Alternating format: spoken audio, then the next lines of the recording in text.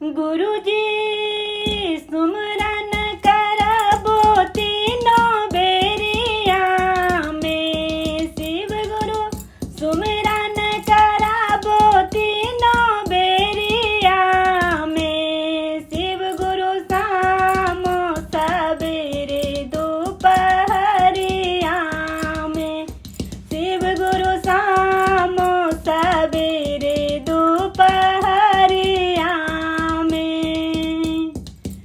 सोने सुराही गंगा जल पानी हो। सोने सुराही गंगा जल पानी।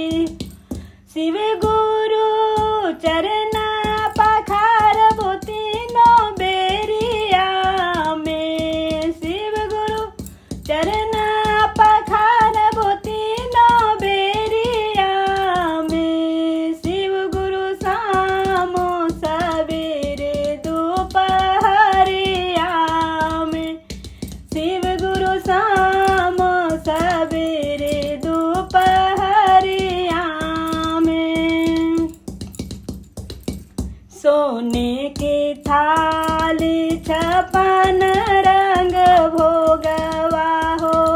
सोने के थाली छपन रंग भोगवा।